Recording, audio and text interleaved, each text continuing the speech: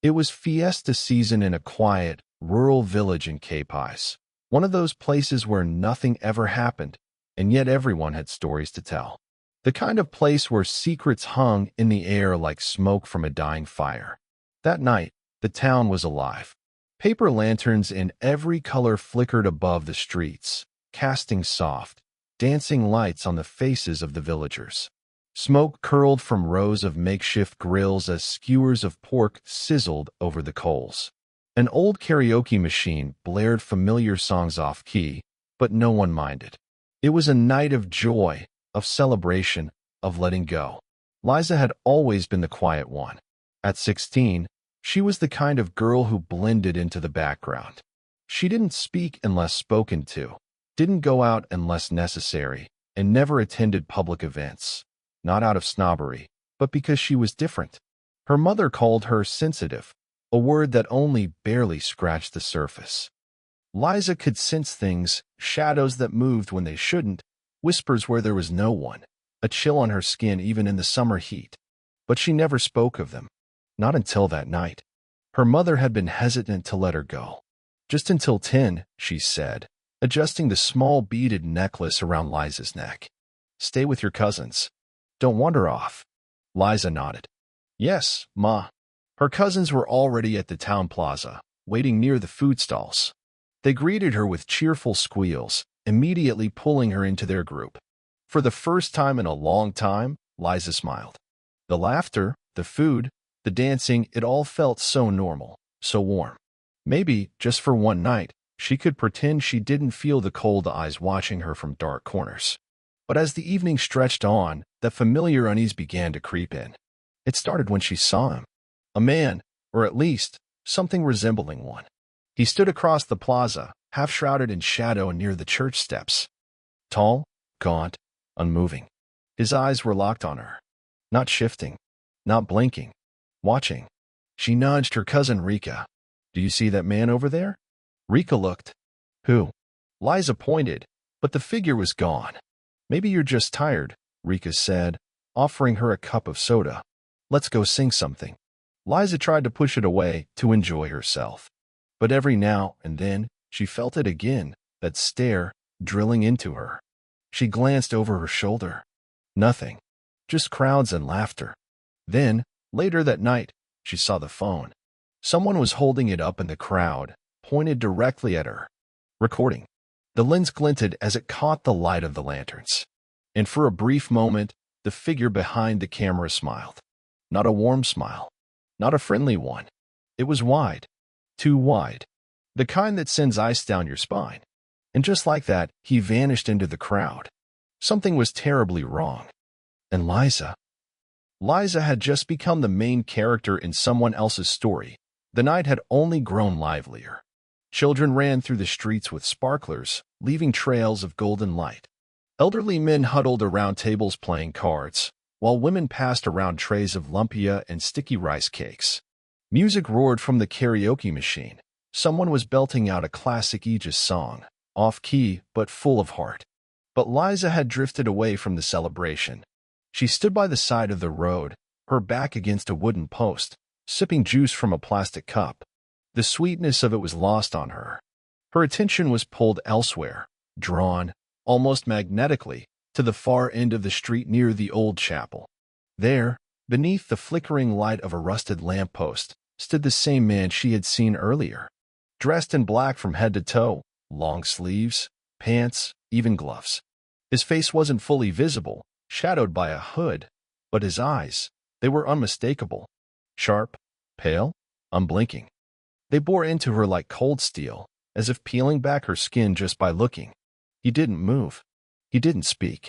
He just stood there, staring completely still, as if frozen in time. Liza's grip on her cup tightened. She looked around to see if anyone else noticed him. People walked past the man, laughing and carrying food, but no one gave him a second glance. It was like he didn't exist to them, as if he was only visible to her. A chill slithered down her spine. She looked away, forcing herself to breathe slowly. It's just a stranger, she told herself. Probably someone from a neighboring town. Nothing more. Still, her instincts screamed otherwise. She hurried back to the plaza where her cousins were dancing to a fast-paced tune. Rika waved her over, cheeks flushed and laughing. "Hey, where'd you go?" Rika asked, pulling her back into the group. "I just needed air," Liza said, trying to sound normal. But her eyes flicked back toward the chapel. The man was gone. Rika handed her a skewer of pork barbecue. "Here, eat something. You're so pale, you look like a ghost." Liza smiled weakly and took the food, but she didn't eat. Her hands were trembling slightly. She couldn't shake the feeling, not fear exactly, but something deeper. A presence, like a shadow clinging to her skin. The air felt heavier now, charged with something unnatural. Whenever someone brushed past her, she flinched. Every burst of laughter felt distant, echoing like it came from behind a wall. She was here, and yet not fully. The moment she turned away from her cousins again, she felt it, eyes on her, watching, studying. And somewhere nearby, beneath the noise and music, she heard it, a faint click. The sound of a phone camera, a lens adjusting, a video being recorded. She spun around, but saw no one out of place. Only shadows. Only whispers in her ear that no one else could hear. Something was following her. And it wanted her to know. By midnight, the energy in the village had begun to settle. The once vibrant streets were quieting down. Tired laughter still echoed here and there, but most of the elderly had made their way home. Small children were already asleep on woven mats near the stage, their hands still sticky from candied treats. The karaoke machine had been turned off, and the only sound now was the occasional bark of a dog or the soft hum of distant crickets. Liza and her cousins decided to grab a last-minute snack before heading home. "I want cotton candy," Rika said, dragging the others with her. "Come on, before the vendor closes." They turned into a dim side street lined with trees and flickering lamps, where the cotton candy vendor had set up a small cart. The faint pink glow of the spun sugar shimmered under the light, and the scent of caramelized sugar hung sweetly in the air. "Please," Rika said cheerfully. They laughed and joked, already talking about their favorite parts of the night. But after a few moments, Rika looked around and noticed something off. "Wait, where's Liza?" The girls paused. "She was just here," said another cousin, glancing back down the street. "Maybe she stopped to tie her shoe or something." They turned around, expecting to see her walking toward them. But the street was empty. "Liza," Rika called out, her voice uncertain. "Hey, stop messing around." No answer. They started retracing their steps, walking slowly back toward the plaza. Rika's heart pounded as her mind tried to reason it out. Maybe Liza got distracted, maybe she ran into someone she knew. But she wasn't the type to wander off without a word. They checked the small chapel first, its old doors slightly ajar. The inside was dark except for the glow of candles at the altar. No one was there. "Liza," Rika called again, this time louder.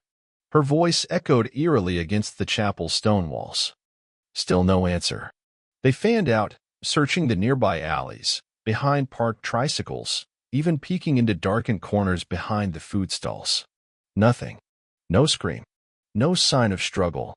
Not even a dropped item. It was as if she had been plucked from the earth without a sound, vanished into thin air.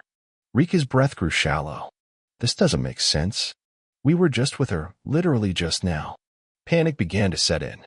The girls rushed back to the plaza to ask around, but no one had seen anything. A few people offered to help look, but even after sweeping the entire festival area, Liza was nowhere to be found. Rika clutched her phone, her fingers trembling. She opened the messaging app and called Liza.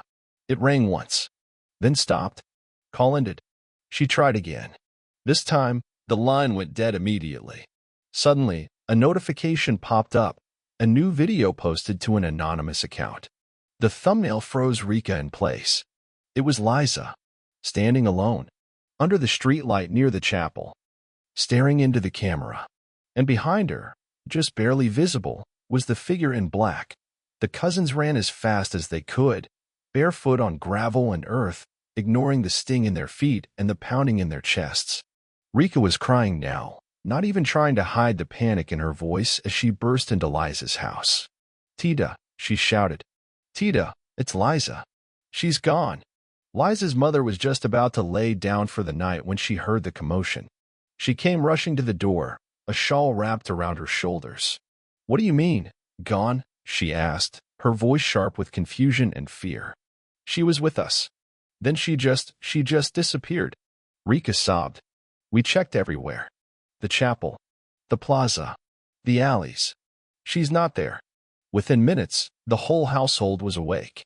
News spread like wildfire through the sleepy village. Some elders banged pots to rouse the neighbors, while others called the tanit, the village watchman. Flashlights flicked on. Machetes were pulled from their shelves. Dogs barked as people poured into the streets. It had only been an hour since Liza vanished, but already a deep sense of dread hung over the community like a thick fog.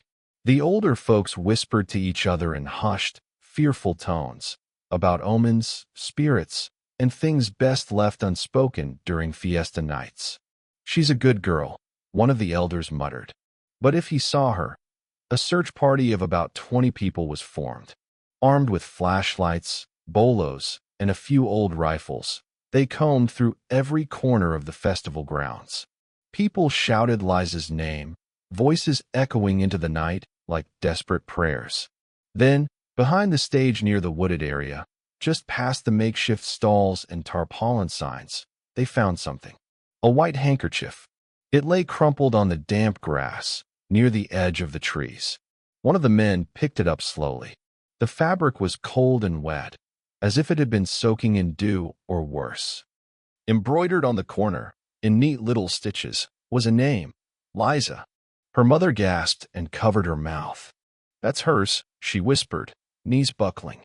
A strange, sour odor clung to the cloth, something like rotting meat mixed with rust. The man holding it frowned and turned toward the forest. "There's something here," he said. Someone shone a flashlight toward the ground. Footprints, but not like anything they had ever seen. Long, twisted impressions in the soil like the feet of a bird, but stretched and wrong. 3 claw-like toes, with deep grooves where the weight pressed in. They led away from the festival and into the darkness of the trees. Silence fell. One of the watchmen whispered, "No animal makes prints like that." Another elder crossed himself and muttered, "D-man Inata. That's not human." No one moved for a full minute. Then, slowly, the group followed the trail into the woods, flashlights sweeping side to side. The night seemed to swallow their voices, the air heavier with every step. Whatever took Liza left its mark. And it wasn't done yet. The morning sun rose sluggishly over the village, its golden rays unable to cut through the heavy cloud of fear that lingered in the air. The usual post-fiesta laughter and gossip were gone. Stalls stood half-abandoned, streamers sagged under the weight of dew, and the karaoke machine sat silent, as if mourning with the rest of the town. No one had slept. The search had continued into the early morning hours, but there was still no sign of Liza. The woods had grown too thick, too silent, and the strange footprints had eventually vanished at the base of an old tree, one that locals claimed had been cursed for generations. Then, just after dawn, a tricycle rattled into town from the North Road. Out stepped a man wrapped in a dark green alampe, with thick silver hair tied into a bun and a face that looked carved from old wood. His name was Mang Isco, a healer or albulario from a neighboring barangay, though no one had summoned him. He simply came. People watched in silence as he walked slowly into the center of the plaza, barefoot, carrying a pouch of herbs in one hand and a carved wooden staff in the other. Children clung to their mothers. Men who once mocked superstition suddenly stood quietly, hats removed. Without saying a word, Mang Isco closed his eyes and inhaled deeply. He knelt and placed his palm flat on the earth. His lips moved, whispering something no one could hear. Then he stood, scanning the area, his eyes stopping on the chapel, the wooded path, and finally, the stage. When he spoke, his voice was low, but firm.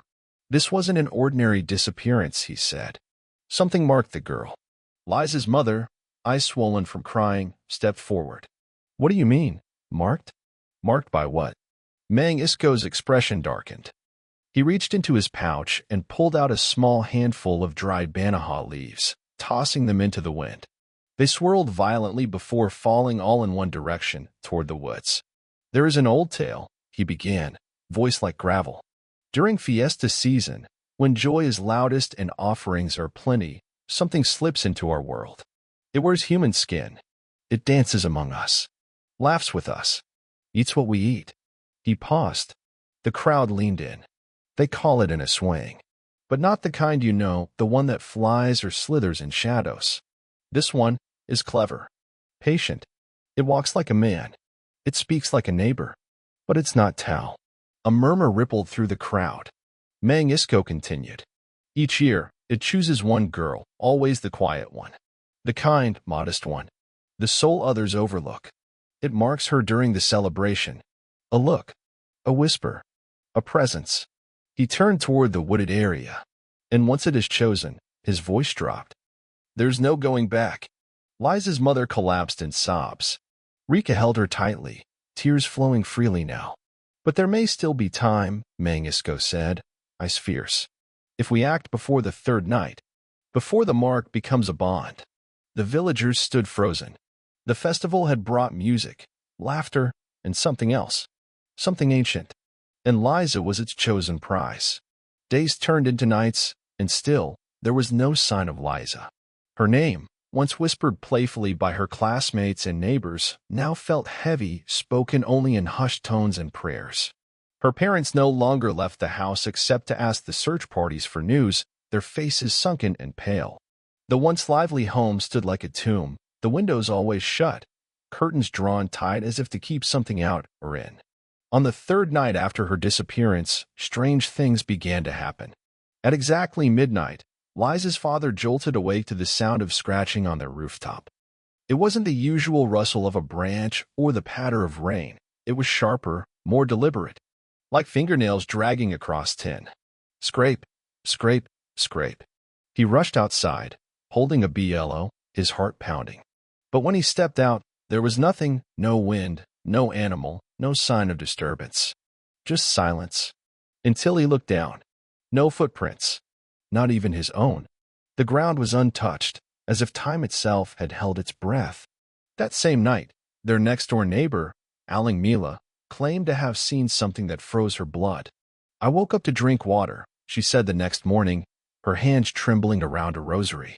I looked out the window and saw a figure, tall, all in black. It was walking past Liza's house. She paused, voice cracking. It had no face. Just a void where the face should be. And it didn't walk like a person, it glided. It made no sound. No footprints. No shadow. Like it wasn't fully here. Word spread quickly.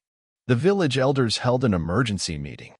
They instructed families to place bawang garlic at every doorway and window. Salt lines were poured across thresholds. Some even sprinkled holy water on their roofs. At night, candles were kept burning in front of framed saints, the flickering flames barely keeping the darkness at bay. But it wasn't enough, because the scratching came back, sometimes on the rooftop, sometimes on the walls. And Liza's mother, she began to dream. Each night, she saw her daughter, standing alone in the woods, her white dress torn, eyes wide and empty. She would whisper, "Mama, he's here," before vanishing into shadows. People stopped calling it a disappearance. They knew better. This wasn't a case for the police. No human hand had taken her. No ransom note. No clues. What had taken Liza was older than any law, more cruel than any man. It was hunger, given form. It was the aswang. The fiesta had ended, but its price had just begun to be paid. And in the dark corners of the village, the children no longer laughed.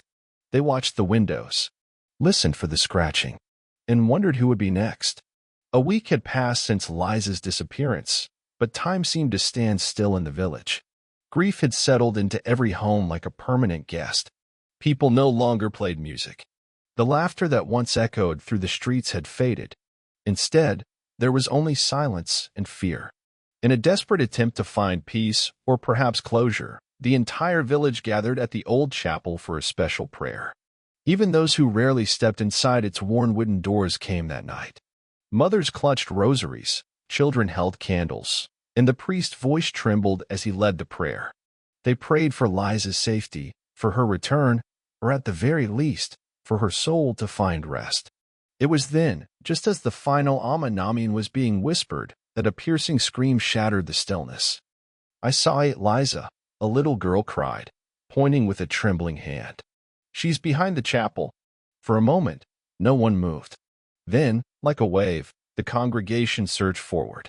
Adults ran. Teenagers jumped over railings. Some carried flashlights, others just followed instinct. They rushed around the side of the chapel, to the shadowed area near the trees. And then they saw it. A figure, shaped like a girl. She stood completely still, barely visible in the dim glow of the lanterns. Her dress looked like Liza's. She was holding something in one hand, a white handkerchief with embroidery on the corner. Liza. But the figure had no face. No eyes, no mouth, no nose. Just smooth, pale skin stretched tight over a human shape. Worse still, the figure cast no shadow. The ground beneath her was undisturbed, as if her feet never truly touched it. The villagers froze, unsure whether to move closer or run. One brave soul, Mang Isco, stepped forward, chanting a quiet prayer under his breath. As he approached, the figure tilted its head, then dissolved into smoke. Thin, gray, and cold. It drifted upward and vanished into the night air, taking the handkerchief with it. Silence followed. No one spoke. No one breathed. From that night on, the village changed forever. Every fiesta that came after was no longer just a celebration, it was a countdown. A quiet fear lingered beneath the music and lights. Parents kept a close eye on their daughters. Curfews were strictly followed. Offerings were made in secret to ward off whatever darkness still lingered. And always, without fail, one girl would go missing. Every year. The elders say the creature comes back each fiesta, cloaked in human form, hiding among the joy and chaos. It waits for the moment no one's watching. Then it takes. And before each celebration, mothers whisper warnings into their daughters' ears. Never stare too long at someone you don't recognize.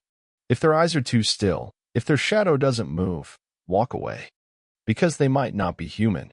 So now, let me ask you, what would you do if one of your friends vanished during a celebration, without a scream, without a trace? Would you keep searching? Or would you wonder if they were ever really taken? Or if something had already been wearing their skin?